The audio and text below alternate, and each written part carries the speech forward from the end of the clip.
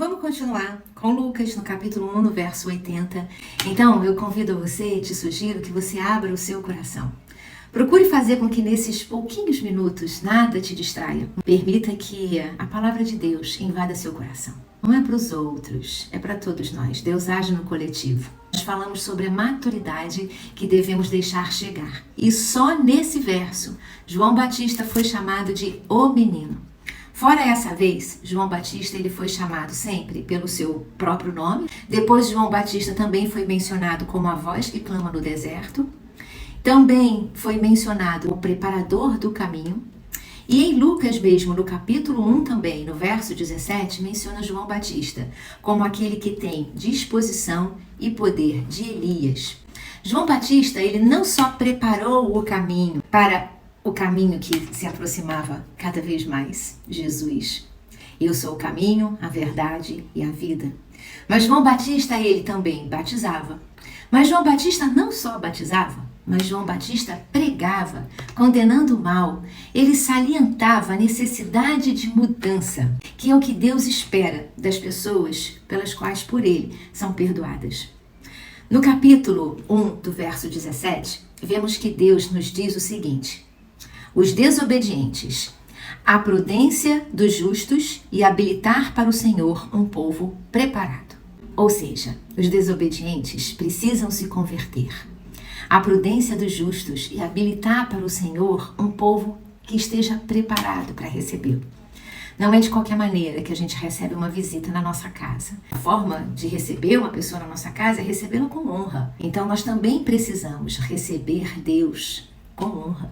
Quando a gente chama e clama por Deus, nós devemos estar dispostos a honrar esse Deus maravilhoso que está sempre pronto para fazer uma brilhante chegada na nossa vida. Permanecemos no coração do Senhor, que possamos receber as suas mensagens, a sua graça, a sua misericórdia, sermos avivados pela existência real do Espírito Santo. É absolutamente necessário que nós geremos em nós disposição para as mudanças. Existe uma passagem na Bíblia que diz que o choro dura uma noite, mas a alegria ela vem pela manhã. Essa manhã mencionada nas Escrituras não é exatamente o dia de amanhã, mas sim exatamente o dia em que as mudanças que se fazem necessárias, elas habitem no nosso coração, nas nossas atitudes, na nossa mente. Não há alegria da manhã que se permaneça se o nosso coração, se a nossa mente, as nossas intenções, as nossas atitudes se permanecerem iguais. Nenhuma alegria de Deus é durável no coração duro. Nenhuma alegria de Deus é mantida se tivermos as mesmas atitudes diante das circunstâncias. Se você quer resultado diferente, você tem que mudar a forma com a qual você agiu até o momento. Mas, voltando a João Batista, embora nós não tenhamos saído dele em momento nenhum, devemos entender que um dia João Batista havia sido apenas um menino. Um dia ele foi apenas um menino. Assim como nós, um dia fomos apenas meninos e meninas.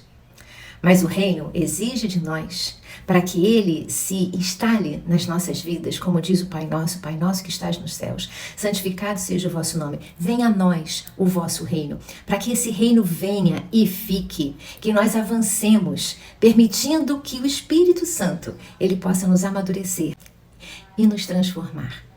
A história de João Batista é incrível. E embora super, hiper importante, a história de João Batista, ela é muito curta. Existem histórias na nossa vida que às vezes elas duram muito pouco tempo, mas isso não quer dizer que não sejam histórias importantes na nossa vida. A gente vê a história de João Batista, ele no ventre da sua mãe, Isabel, e depois ele exercendo o seu ministério. E após o seu ministério e o caminhar de Jesus efetivamente no mundo e na vida, a vida de João Batista, ela nessa dimensão chega ao fim. A história começa com Maria, que recebe o anjo de Deus com uma promessa. A promessa de Deus para Maria é que ela daria luz a um filho e o nome desse filho seria Jesus e que o seu reinado duraria para sempre, não teria fim. Maria, mesmo envolta com tanta graça, mesmo com o anjo do Senhor ali com ela, claro, respeitosamente ela se preocupa e pergunta ao anjo como é que aquilo se daria, já que ela era virgem. E o anjo diz que ela teria essa gravidez pelo poder do Espírito Santo. E ele menciona também a sua prima Isabel. que, embora estéril, já estava no 6º mês de gravidez. 2 milagres. Um em Isabel e o outro 6 meses depois em Maria. Aquele que abriria o caminho da promessa e aquele que era a própria promessa. Chegaram ao mundo da mesma forma, a partir de um milagre, o mesmo milagre. O Espírito Santo de Deus, que entrou em Isabel, que estava sobre Isabel e sobre Maria, é o mesmo Espírito Santo de Deus que habita em você. É o que a palavra diz. Que naquela época do Antigo Testamento, o Espírito Santo estava sobre, e a partir de Jesus, o Espírito Santo habita em nós.